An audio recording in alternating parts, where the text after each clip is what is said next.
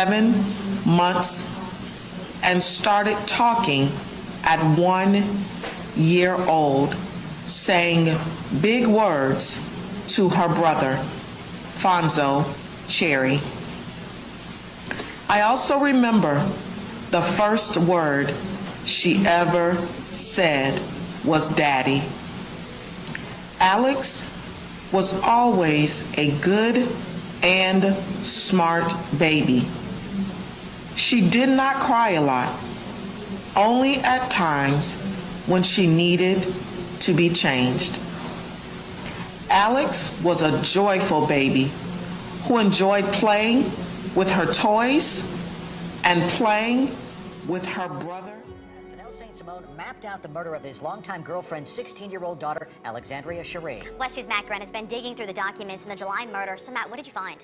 Well, Meredith, the documents accuse St. Simone of plotting to kill Alexandria Chery, and we're getting an early look at the evidence the state will use to build their case. What's up, y'all? It's your girl Chanel Beauty coming back with another video, and this is a video, a part of my segment, Chanel's Crime Corner. So welcome, guys, and newcomers, and thank you guys so much for subscribing, for the new subscribers. This story, I gotta jump right in because I am almost out of memory, but this story is going to come out of Orlando, Florida. The story is coming out of Orlando, Florida, and the case is on the victim, which is Alexandria Chery, or Chery. I think it's Chery though.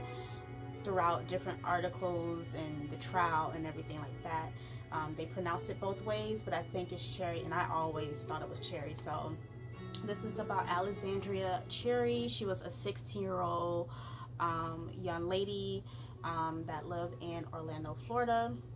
She lived there with her mom, her brother Fonzo Chery, and then also I guess you can call him the mom's boyfriend or stepdad. So stay tuned to know more about this case. This is another case that, like I said, I wanted to start out with doing cases out of the state of Florida, because I am from Florida. If you didn't know, I'm from the Tampa Bay, and so this is out of Orlando, Florida. It happened in 2014, July of 2014, and I just wanted to touch bases because it was kind of big. It wasn't as big as the one that I was going to do. That's going to be the next one, and it's not as big as the for football player story that I did, but it made its rounds, at least around this area, but no one talks about it anymore. No one covers the story. It's just so crazy. So please stay tuned for the video. So yeah, so the case is about a beautiful young lady. Her name is Alexandria Chery. She was 16 years old.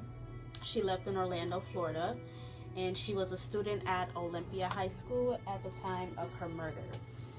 She is of, I believe she's of Haitian descent, and I don't think she was like first generation. She may have been first generation here in the States, her and her brother, but I do know for a fact that like her mom speaks Creole, and I don't think she really speaks English. And then her mom's boyfriend, he also really supposedly don't speak a lot of English. So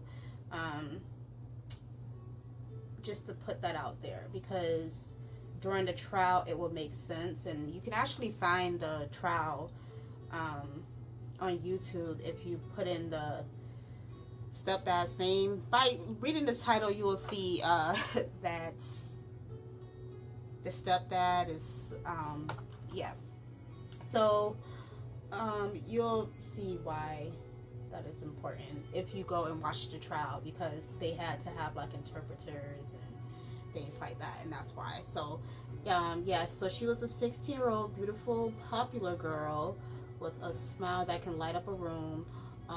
They say she was always in a good mood and always just thought positive, and regardless of what she was going through, like, you hardly ever knew about it. And when she did say something, like, she still just, you know, kept a smile on her face and always was just positive and a great friend, very popular. At the time, she was dating a guy. His name was Damien. Well, his name is Damien. She was dating him, I believe, like right before she died, though they had broke up just briefly, but basically that was her boyfriend, and they were close. He also stood trial, like he also went on the stand and told his side of the story, and he said that they like were in love and things like that. So you have Alexandria, and they call her Alex, and they also, her family called her a Creole word, I can't think of the name right now. So yeah, her family called her the Creole term for purse, because they say that like she would want to go everywhere with them, with like her mom and her aunt. So she was like super close with her mom and aunt. She also was super close with a girl named Dana, and then her best friend, I can't remember her name right off the top of my head, but I know one of them was Dana, and it was like three of them, I'll say like 3 or 4 of them that always hung out. I believe one was her cousin, and then the other girl was just a girl that she met in junior high. They all also stood on the stand and stated their side of the story, and just, you know, was a witness to what was going on and everything like that. So yeah, she was 16 at the time of her disappearance. It was like the summer of 2014. It was around like July of 2014.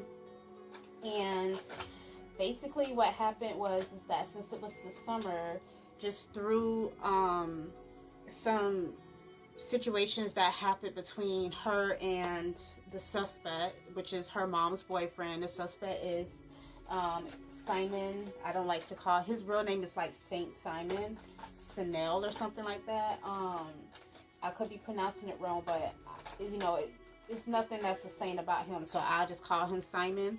And he was the mom's boyfriend. He'd been in like their life since like Alice was like 5. So and mind you, her brother at the time was like 19 when this happened, but yes, and she was 16. So he been in, you know, their life for a long time, a couple years and stuff like that. You know, they even call him father and stuff like that. Like, they really honestly just thought that he was just like a father figure until, like, I guess you could say like the last couple years of her life is like when stuff started to change. So then he just began to basically look at Alex inappropriately, like look at her inappropriately, do things, you know, that wasn't appropriate, say things and such like that. Now, he will also, and I feel like he, personally speaking, I feel like he kind of did this to just kind of shut her up, but he basically would, like, you know, buy her clothes. He like bought her an iPad, cell phone, like an iPhone. He also brought the brother stuff, but he used to always like splurge on Alice and stuff like that. And like if she asked for money, like he'll like give it to her. He'll take her friends and her shopping. And y'all, it's literally like hours away from the 4th of July, so please mind the boom noises. You might hear my AC going, my phone going off, my mom texting me because I am under the weather. Like, I legit think I just had COVID, and I'm just starting to feel like myself. So please never mind like the side stuff that's going on. But yeah, so he would like, you know, do like nice stuff, but he will also like, Alice will also like tell, you know, her boyfriend or even like her friends, the ones that I mentioned earlier, like Dana, them, like she would either tell them like kind of what was going on. Like a couple of times they said like she would come to school crying, and like the boyfriend was like, he used to always try to ask her. So yeah, so like the boyfriend would try to ask her, you know, what was wrong, and she wouldn't necessarily say nothing. And then one day like she finally cracked and like told him what was going on. And just to throw this out here, this story is very triggering to me, and it's just not an easy story for me to do, but it's something that I feel like it's just something I need to put out there, because I really honestly feel like a lot of people do not know these cases that I want to cover, at least the ones that I'm going to cover first. So you know, I definitely felt like it was my duty to, you know, tell you guys about this story. But it's very triggering for me, and it's not easy to, talk about.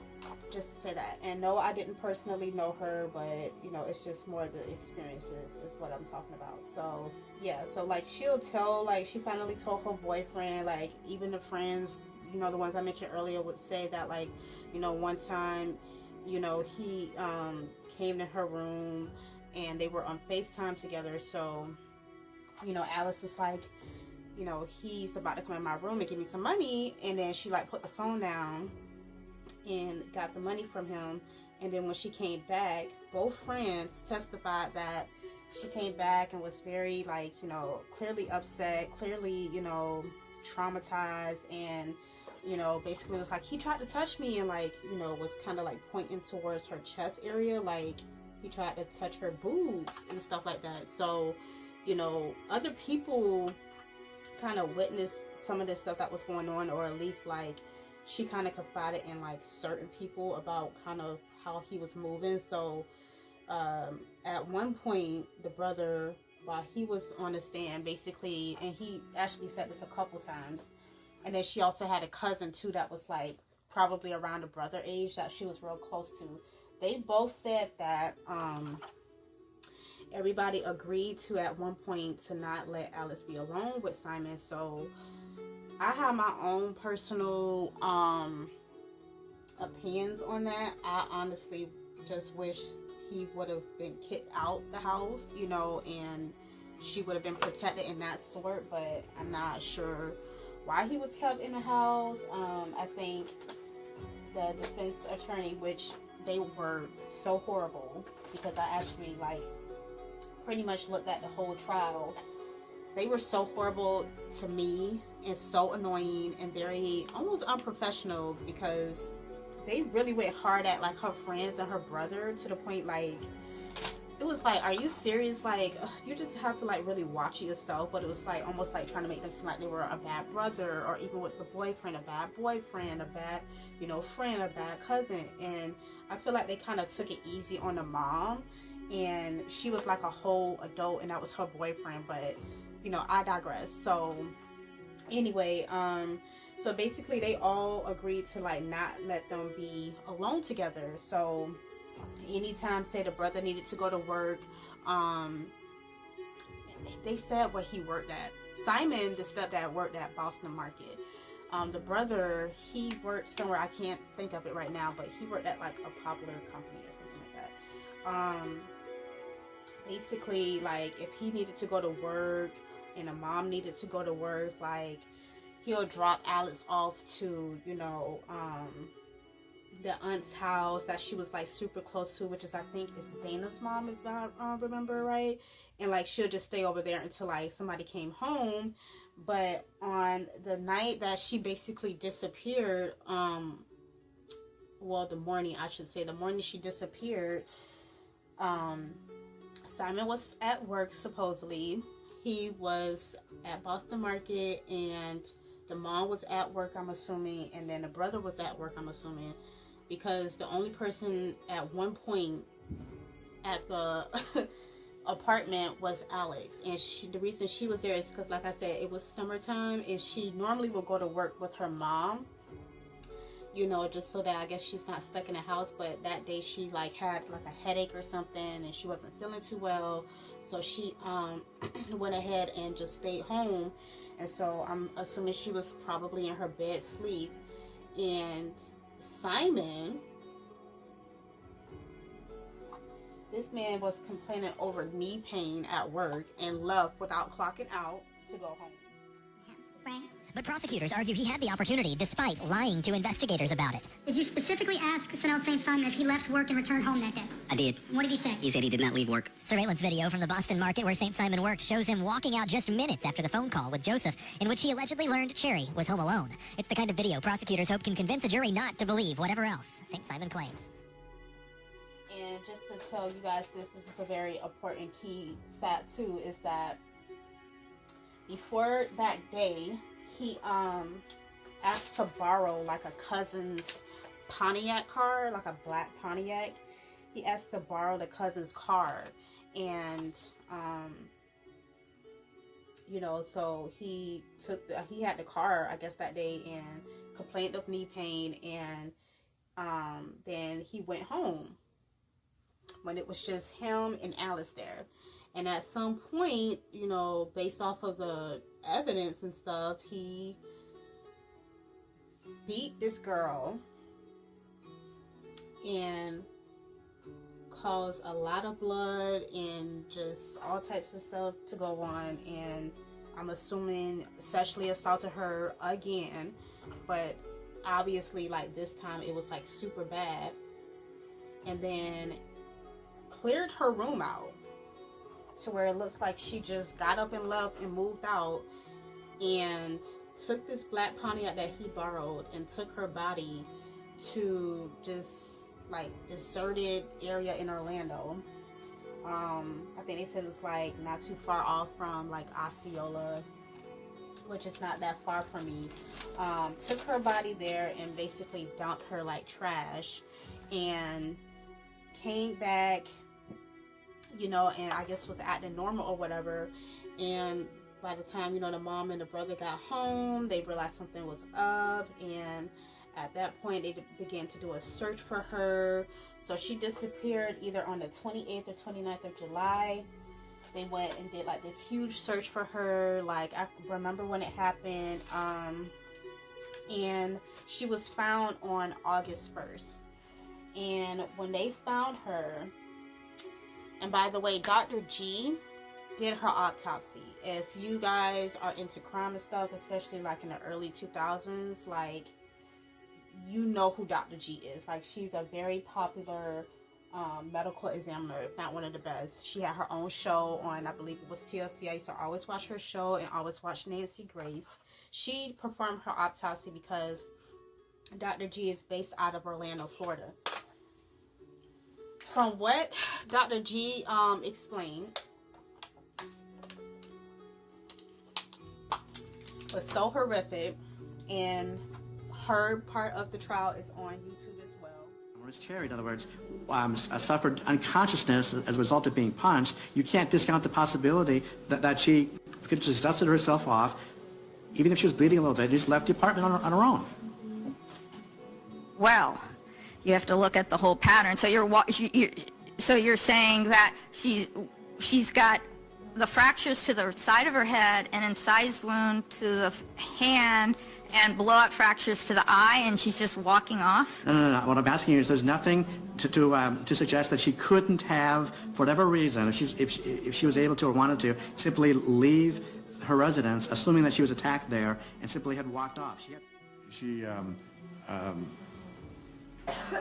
lived 8, 10, 12, 14 hours, make up a number, after the head injuries, because you just can't piece together what happened afterwards. Is that correct?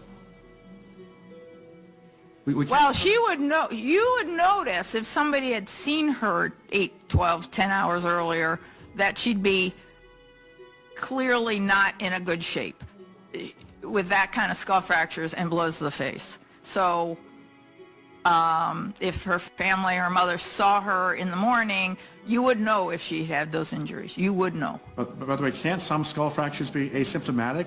In other words, you don't exhibit symptoms? She's got 11 of them. Okay. Not all of them. You'll see her like in the thumbnail. And if you want to see this trial, all you have to do is just literally just type in like St. Simon trial and it will come up. The way she described how Alex was found and just the whole like scenery and stuff like that is so horrific that I just cannot believe that somebody can do that to a human being, like, and then a child at that, and then somebody that you supposedly have love for, you know, as a supposedly daughter. You know, he was in her life since she was like a baby, basically since she was 5. So basically Dr. G was like, you know, a guy working, he was driving his truck on the sidewalk, like that was just something he had to do to try to, like, he was like looking for something, like, and that was like his normal thing. Said that he was getting like this smell like that was just like different from what he would normally smell. Like it was just like this horrible smell, and he could see, which is so damn creepy because I absolutely hate vultures. But he said he would see like he's seen like a whole bunch of vultures sitting in a tree looking down at something, and then he could see like a couple of them on the ground. And if you ever had something dive near your house,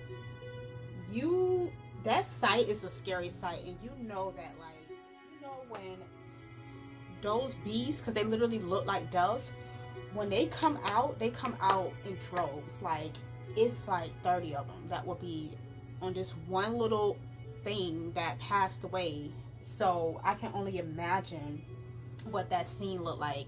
But anyway, like, she was like, between Dr. G and the worker that, you know, came across her body, because eventually he walked up and seen like it was a body there. Dr. G basically was saying like, you know, she had on a shirt and the shirt was kind of pulled over her head, but it was like kind of around her neck, and it had her arms were still in the sleeve, so it's like this. And then it was saying like, you know, some other stuff that I don't want to put in this video because just in case like her family comes across of it, you know, they don't need to know that, because I have a feeling like, of course, they wasn't around, you know, when they were describing that. But it was just a horrible scene, and basically like the animal life just did some crazy stuff to this poor girl, and it's sick as fuck. So basically what happened was that like they found her body. She, before dying, told her boyfriend, and that's just something you do, you know, you may confide in your boyfriend before, especially in high school, before you would, you know, anybody else. That's just like stuff that just happened. So like she told her boyfriend, like, you know, he used to like violate her. The friends knew about it, like the friend and the cousin. So when she originally went missing, the boyfriend Damien told like her brother Fonso, like, you know, Alex told me this. I think though it was like after she went missing, the brother and the boyfriend talked. It was like, you know, she told me like he used to touch her and just violate her and like be inappropriate with her. You need to watch out for this dude. Like, that's what Damien told the brother. And so like they already kind of had their suspicions with this dude, and like when stuff started to come out, he always said he didn't do it, but when stuff started to come out slowly, like everybody knew exactly what happened. The mom said like the night she went missing, she searched Alex's room. This fool had the nerve to say that like she just moved out like because she wanted to, and that's why her stuff was gone. And then the mom said that she found, because the mom testified to like twice, she found Simon's underwear, bleached soap underwear with blood on it, underneath her bed, underneath Alice's bed, and said that I guess while she was like, you know, about to reach for it or whatever and do something with it, like to examine it or something, like what is this, he snatched the underwear out of her hand and was like, these are mine, somebody is trying to frame me. And he claimed like a couple of the family members had like something out for him and just didn't like him for whatever reason, but no one was trying to frame him. He ended up basically murdering her and was found guilty. They say he still maintained his innocence, so he still want to say that he is innocent, but the court has, after his trial and stuff, they found him guilty. They gave him life in prison. I don't think he has a possibility of parole. And basically what happened was that he had, like, I would call an obsession with his stepdaughter. And from there, it just got to the point where he, because they say he was upset, this is what the brother said, is he was upset when they started separating Alex from him and being like, no, nobody allow Alex to be alone with him. He started feeling like, oh, I'm not a part of the family. You know, the the typical narcissistic manipulator, like just trying to make people feel bad, knowing that you're sick, and basically was like, oh, he no longer feels like he's a part of the family and stuff like that. So it was just like this obsession, this sick person that just couldn't control himself anymore, and ended up, you know, going out of his way to make sure he was alone with her at some point and then kill her. And the way she was found, Dr. G was like, she have her idea of how she died, but she really couldn't do like a thorough autopsy because certain vital parts of her body was missing. So she couldn't really determine the cause of death, but she did know, like, at some point Alice was like hit over the head. She had a little, you know, blunt force trauma, but she just don't know if it's something that could cause death. But yeah, she basically was found in like bad shape. They said Alice will always consider him as being creepy. The friends will consider him as being creepy, but you know, for some reason he was still allowed in the house, and the mom was still seeing him.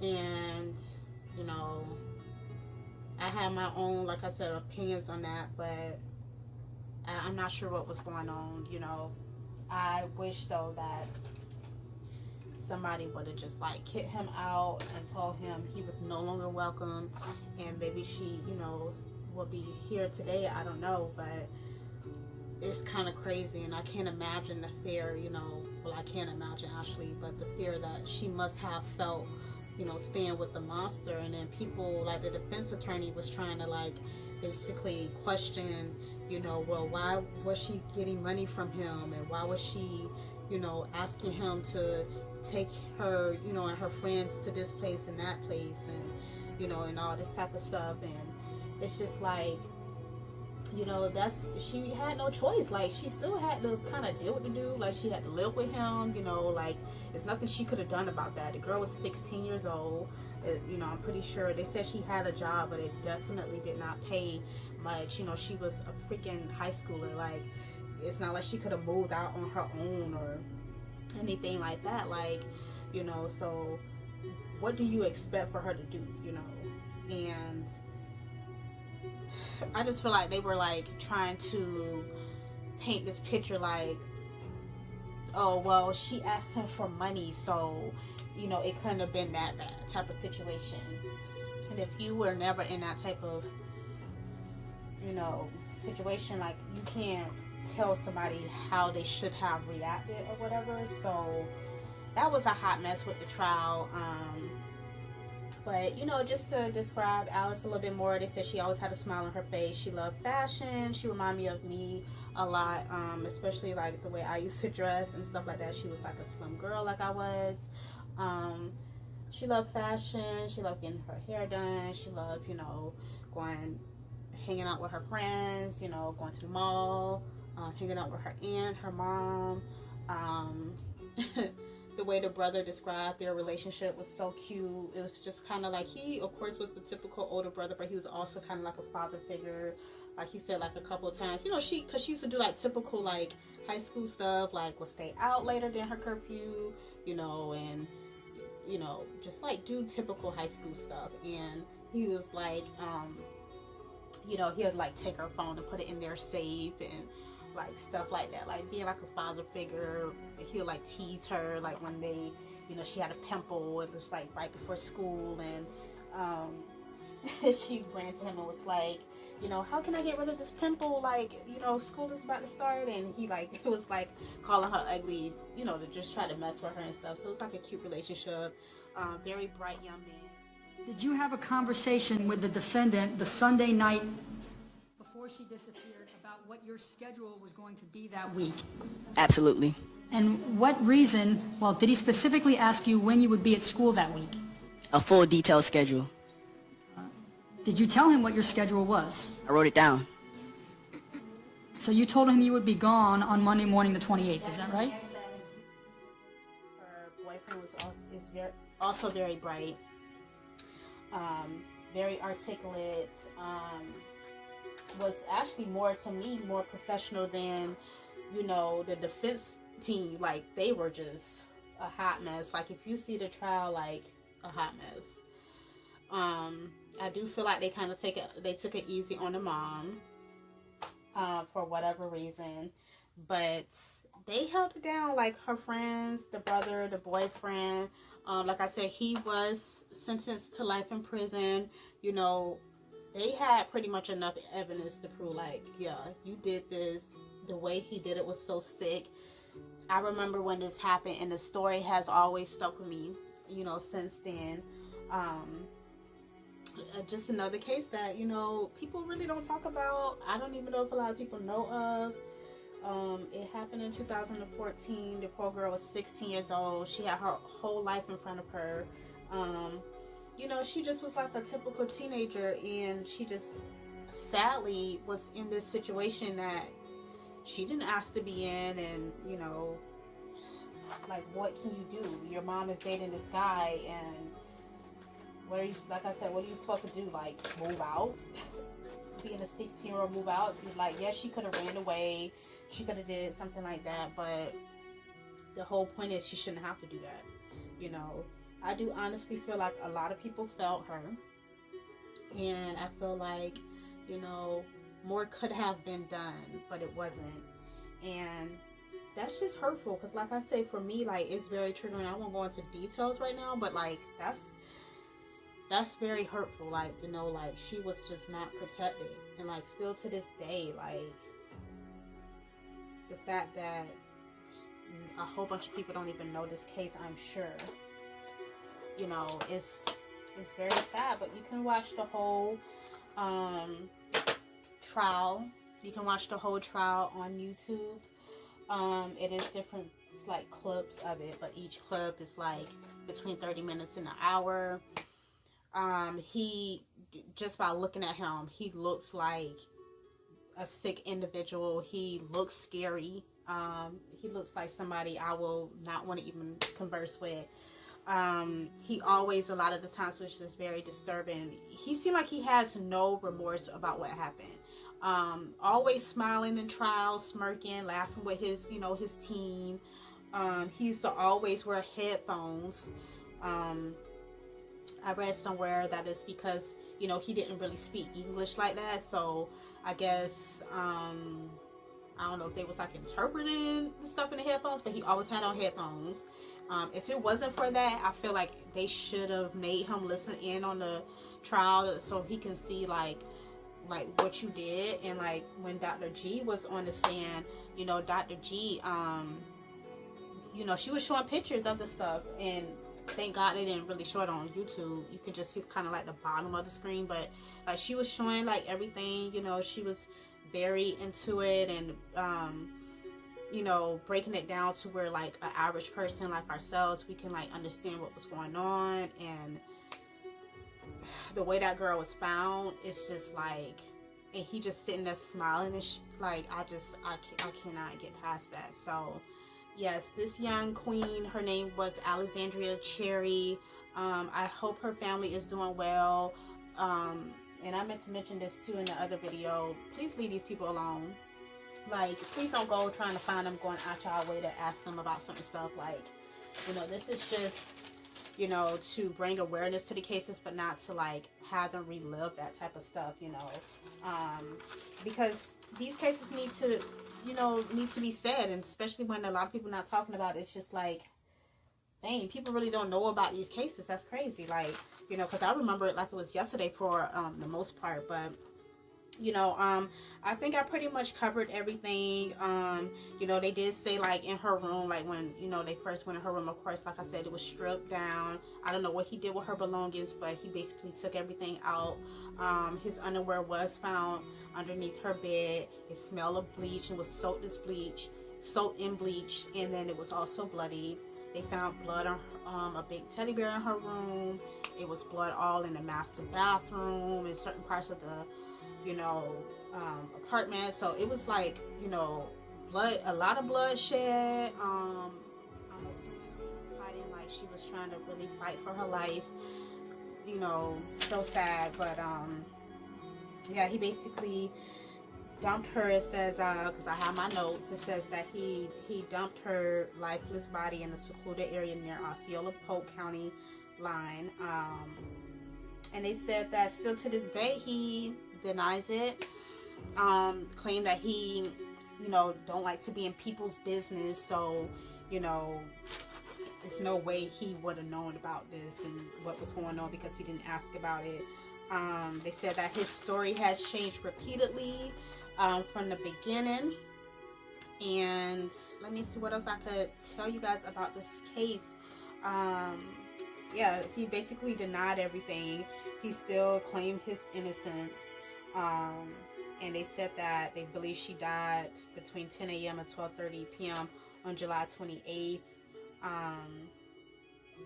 Also, a very important thing, she did once tell somebody, I think it was her cousin, and I'm gonna try to put in some clips too, of the trial and just interviews and stuff. But she basically told somebody that one day he came in her room, gave her money, and smacked her on the butt, and that was just one of the occasions that he pretty much violated her. Like, he would do stuff like that. He would like when the girls was on FaceTime, she was like, he tried to touch me, like was touching her breasts and stuff like that. He definitely used to violate her way before.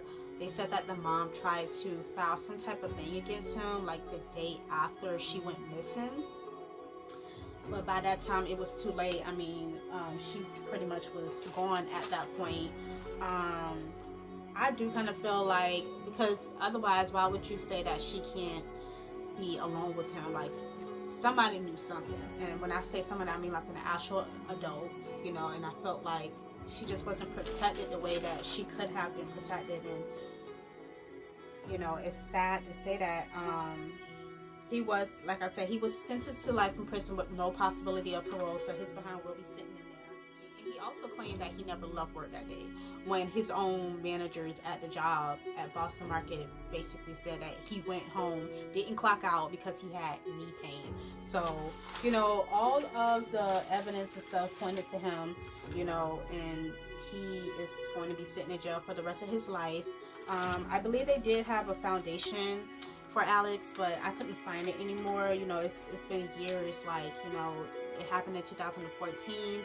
The trial ended, I want to say 2016 to 2018ish, like it was like around that time when he was actually sentenced and stuff like that. So yeah, she tried to get it like a protection order against him, but it was like too late. Basically, she was already missing. And they said that when the jury read the verdict, the family, they got up real quick and left, and they've been pretty, I would say, calm. You know, like I said, let these people live their life though. Don't go looking for them. You know, it's I'm pretty sure they live a very, you know, quiet life and stuff like that. But yeah, so I wanted to touch bases on this story. Once again, I hope I'm slowly getting better, but I hope this wasn't all over the place. I did want to bring awareness to this case. It has always stuck with me. Very, very sad case of just a young girl that I just feel like so many people failed, and because of that, she was taken away. And then, of course, just for him being a sick person, that clearly does not feel bad about what he did. I feel like still to this day. So, say her name. Her name is Alexandria Chery. She was a 16-year-old girl out of Orlando, Florida. She went to Olympia High School. She was a very popular, beautiful, happy young lady that had so much to live for, so many things to do in her life, and it was taken away. And then she was just dumped to the side like it was nothing. Like she wasn't anything. And, you know, gotta keep her story alive. So I hope you guys enjoyed it. It's